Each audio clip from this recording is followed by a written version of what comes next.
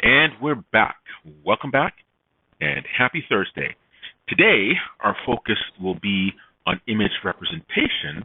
We will revisit edge maps to look at edges at arbitrary orientations as well as the magnitudes associated with those edges. But before we begin, some administrative bits. Homework number 2 on edge operators is out on the blackboard. It will be due a week from today, Thursday, the 25th of February, 2021, at the usual 1 second before midnight. So why don't we begin? When we last left off, we talked about the correspondence problem, and we gave an example using correlation as the measure of similarity or match score between a query patch in an image at time t0 and all of the potential target patches in an image at time t1. And we looked at the trade-off between two extremes where the target window did not overlap, that gave us speed, but we lost resolution. We also looked at when the target regions under consideration in the target image shifts a minimum amount of 1 pixel to the right and 1 pixel down across all locations in the image, you get higher resolution in the finding of correspondences, but you lose the performance. It's much more slow.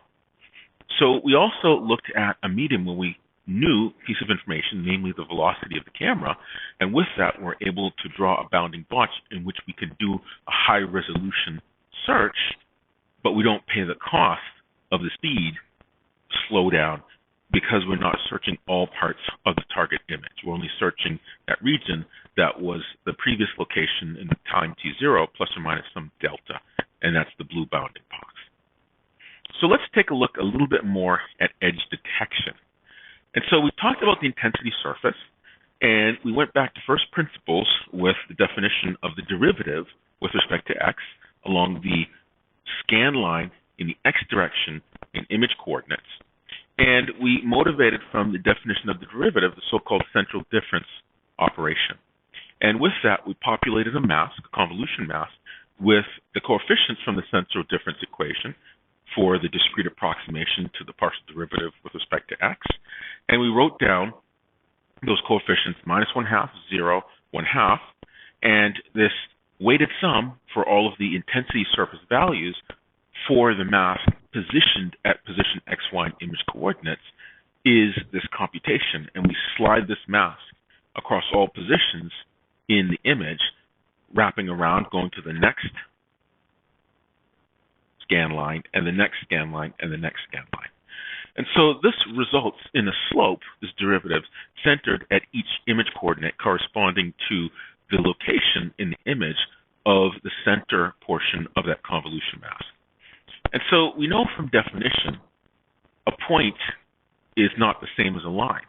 And this convolution mask from the previous slide gives us the slope of the intensity surface at that particular point in image coordinates. But it would be useful to determine a line, not just a slope at one point. And so going back to first principles, if we look at a line is a one-dimensional figure.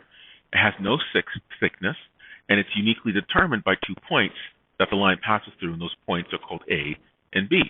In fact, if you were to define the line, we'd call it the line AB. And so when we think about it, if we want to detect edges within the intensity surface or within the image, we need some notion of a line. And so we have the first edge point. Well, why not get a second edge point? Because we know the line is drawn between 2 points that are on that line. Now, of course, you can have a lot of noise, so to make it really robust, while it's not required for the definition, we can make this more robust for finding of a line by examining 3 edge points in a row. And so this, we can define a convolution mask for the first edge point, for the second edge point along x, and for the third edge point along x. So one atop the other, atop the other. All right. So if we do this, we're essentially computing the gradient or the local slope with respect to x or along the x scan line or in x direction in image coordinates at 3 adjacent points. And so the 2 points defines a line. We include a third point because we want a little more robustness in this detection. And so we can measure three adjacent gradients with a single convolution kernel by just repeating that one kernel, minus 1/2, 0, positive 1/2, 3 times, one atop the other. And so this gives us a precise gradient measure, and we're only really, when we talk about gradient, we talk about the difference in rise, right? How much it increased or decreased. So we're not so much interested in the fact that it's minus 1/2, 0, plus 1/2. We're only concerned with the relative measurements between the center pixel, the one in the middle of the convolution mask, and the surrounding neighbors. And so we can clean up this mask then by multiplying by a factor of 2, getting rid of this 1/2 and this minus 1/2, and this gives us the following mask for each of these local slopes, these partial derivatives with respect to x. We get 3 of them, one for the first pixel or slope, one for the slope point beneath that, and another for the slope point beneath that. So we can clean up the mask, and let's generalize this. We can do this partial derivative for 3 adjacent points in the x direction or in the y direction. And we can do that by summing together the 3 adjacent gradients. We just compute all of them. All right, so let's generalize this, and here we have the general form for that mask. The top row of this 3 by 3 matrix is the first mask, the middle row is the second mask, and that row on the bottom is the third mask. And so the top row represents A0, A1, and A2, the coefficients for the central difference operator for that first edge point. And then the middle mask represents A7, and then position IJ, A3. And that value, that central difference, represents the gradient for that center point in the center. And then lastly, we do similarly for that point along the bottom. So you have a gradient for a point here, and a point here in the image over which this mask is placed, or center.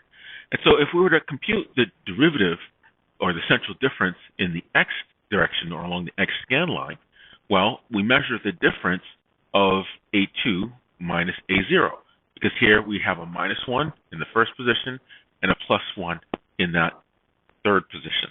And so because of the central difference, we say A2 minus A0, A3 minus A7, A4 minus A6.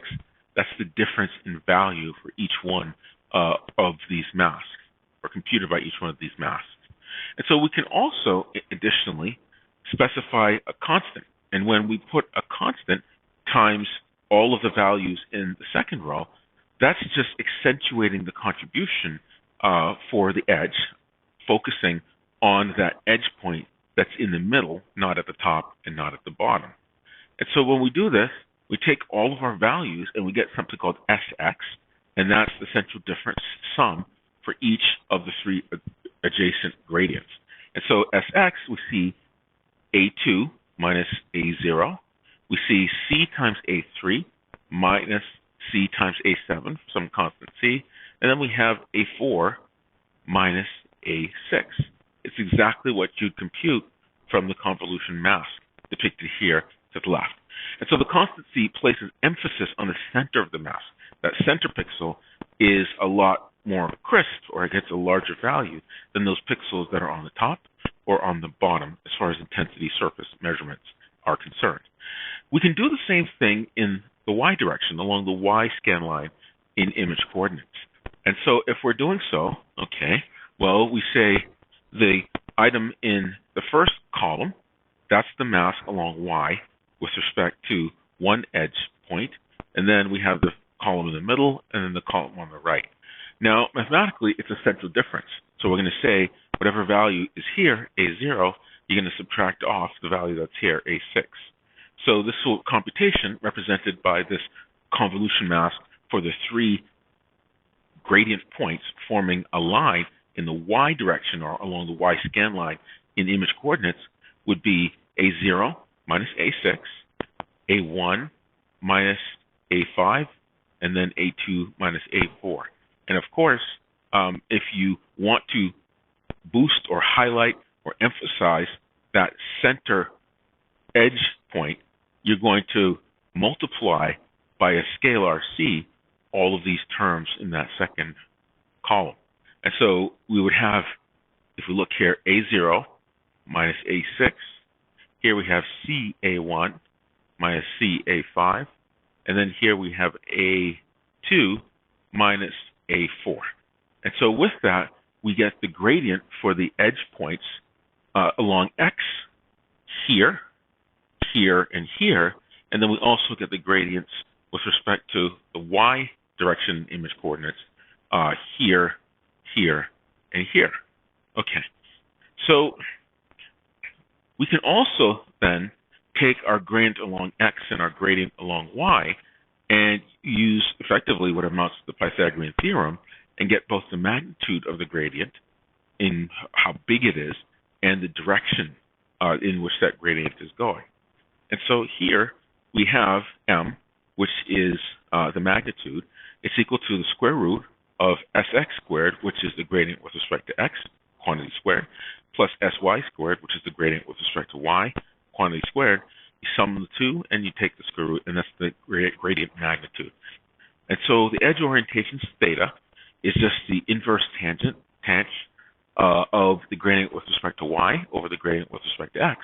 Now, that's like saying the inverse tangent of rise over run, because the sy is the rise and the sx is the run.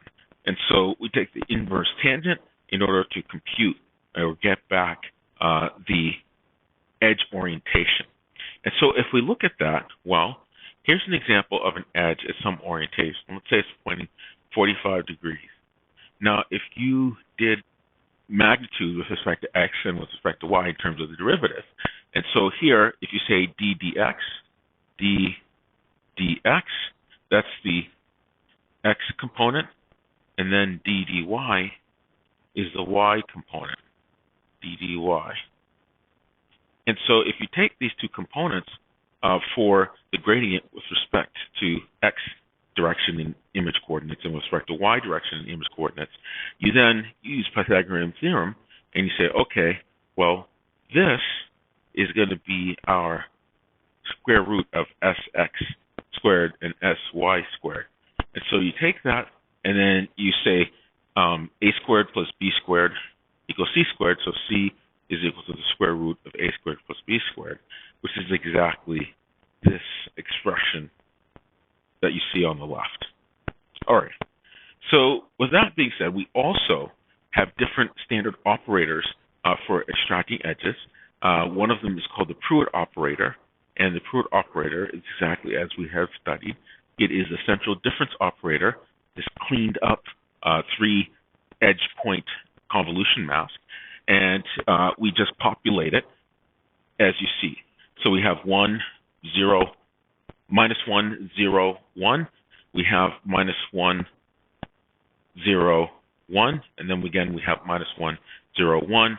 For each one of these rows, that's a different convolution mask.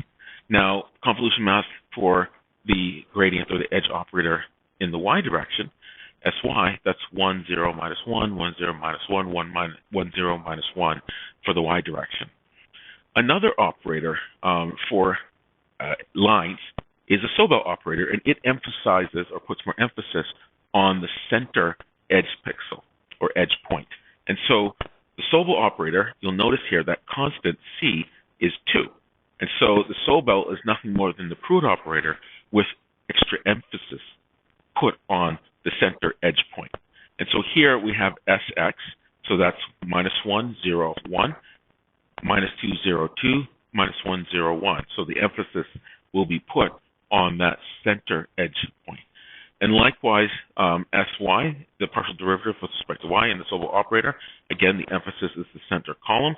And so we have 1, 0, minus 1, 2, 0, minus 2, 1, 0, and minus 1. Okay, so let's take a look at this in Matlab. Now, of course, in Matlab, the first thing we're going to do is construct our convolution mask.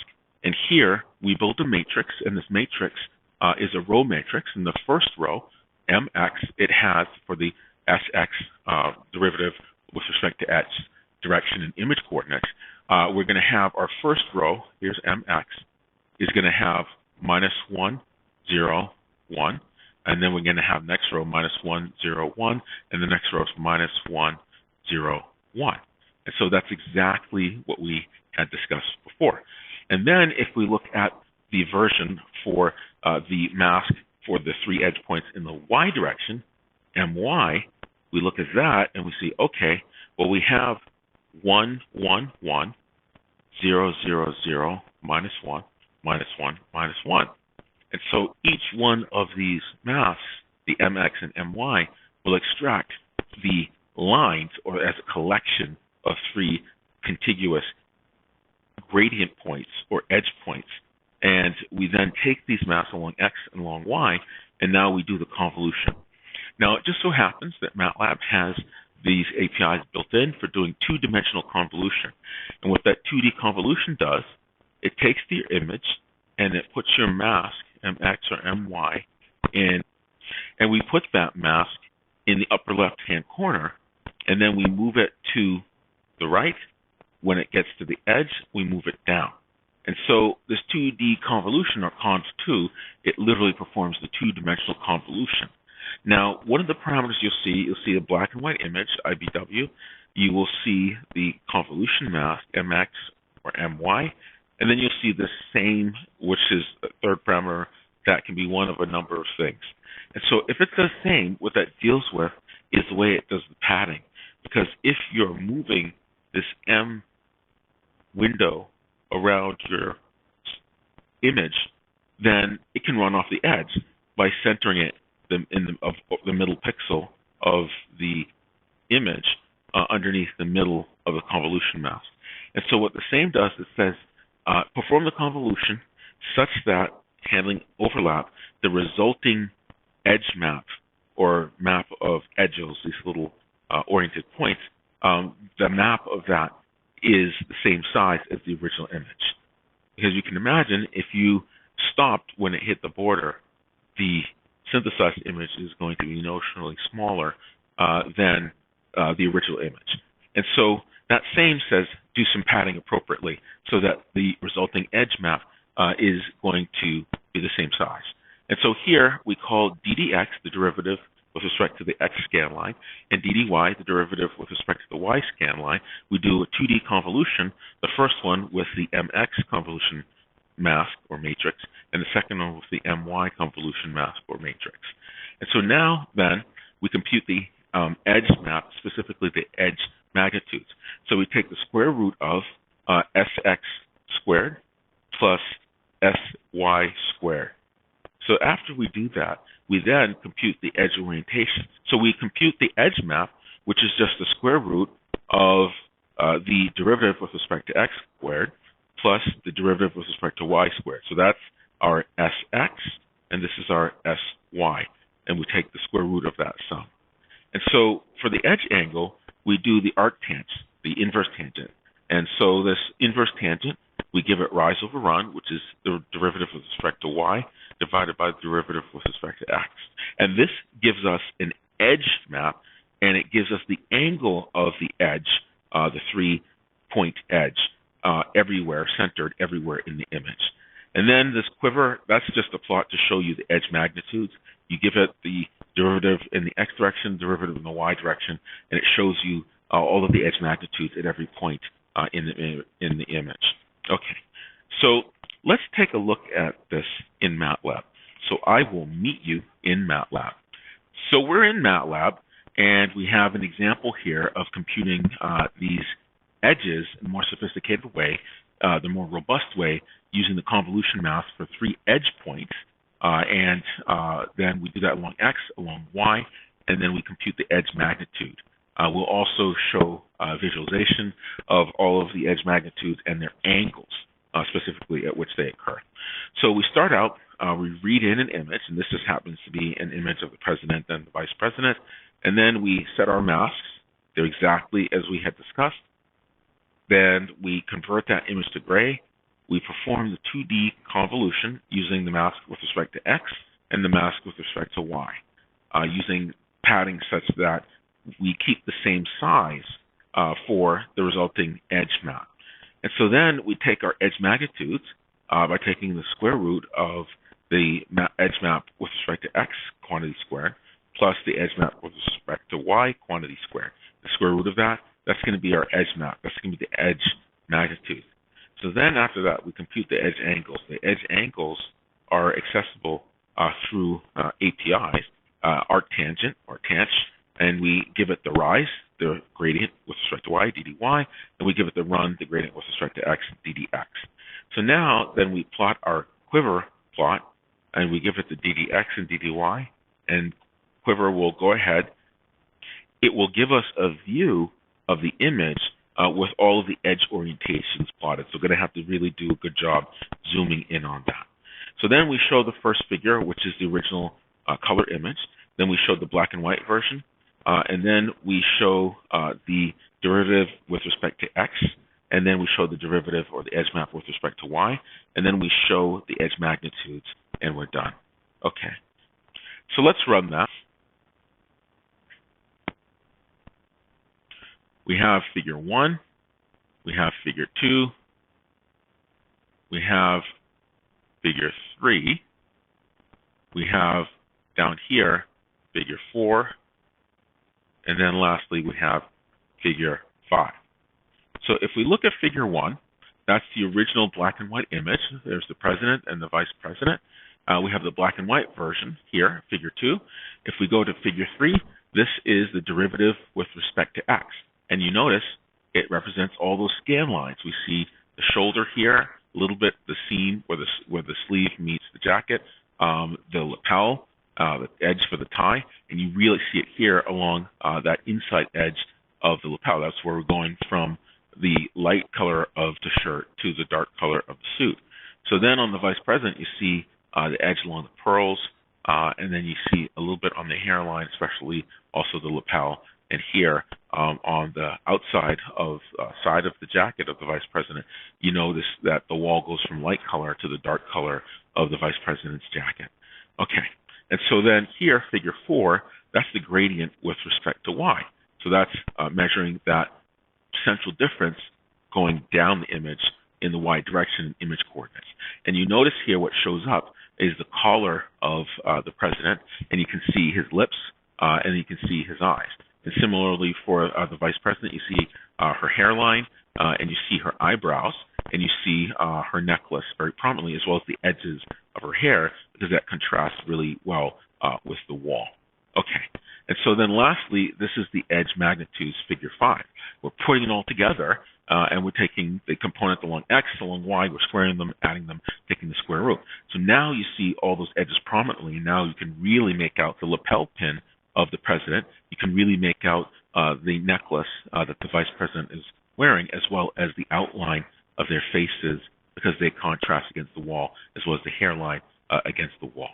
Okay, so this is just to show you examples of all of this, and let's see if we can find the quiver plot. It should be lurking somewhere. Let's do this. Let's call that figure 6. Let's rerun this, and let me end with showing you the quiver plot. Now the quiver plot, it's upside down, but it still illustrates the point. So let's increase the quiver plot, and it kind of looks like a pencil sketch drawing, kind of nice. So let me see if I can zoom this. Go to the zoom tool, zoom in, and let's look at the vice president's, I don't know, let's look at hairline or the jacket. So let's do this. Let's zoom in here, and the thing you'll notice is that when you zoom, you'll notice some arrows here. So let me drive out a little bit, and you see these arrows, how they point. They're pointing in the direction of the gradient. And so here, if we, let me take the grab tool, and let's move around here.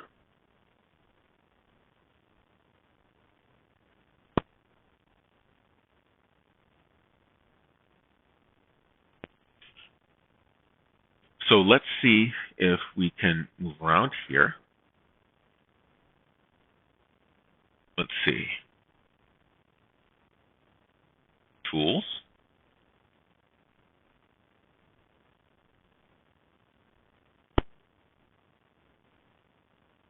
Let's rotate. So if I rotate this, that's in the other axis. Okay. So let me see if I can rotate this the other way. There we go. Let me turn it around. Okay. All right, wonderful. A little bit more. And let's stop there. So now, if we zoom out, let's zoom out. And let's use the grab tool. And let's drive around here. So if we see that, that is sort of lost track of where I am. Let's zoom out. And that's the vice president. And if you notice, we zoom in again, we see the edge orientation for the vice president's hairline. It's sort of 45 degrees going up and to the left. And so this is the quiver plot, and that's a depiction of all the edge orientations. So let's run this one more time, just to pull up all of the images. And that last figure, figure 6, that's all of the edge orientations represented in the image. And so going top to bottom, left to right, we have the color image, we have the grayscale version of the image, we have the derivative with respect to x, and in figure 6, we have the quiver plot, which is the edge orientations. Figure 4 is the derivative with respect to y, scan line along y direction, and then figure 5 are all the edge magnitudes. Now certainly if we looked at various percentiles, like all of those edge magnitudes that are greater than the 95th or 97th percentile, we would get all the contours associated with this in the president and vice president picture, and you could do all sorts of things pulling out various features. So with that, I will meet you back in PowerPoint. So we're back in PowerPoint and just had a demonstration of using these edge operators, and what you find is that the difference between these masks for the edge points aligned to a more robust edge line, if you will, it's a lot more robust, shows up more nicely, and if you compare this to the edge just along a single direction for a single point, even if you did the magnitude for those, you'd see that these edges are more crisp and more prominent. And so with that, we will end there. That's all I had to say for today. Homework 2, again, is out on the blackboard. And as usual, please stay healthy, stay safe, and I will see you all on Tuesday.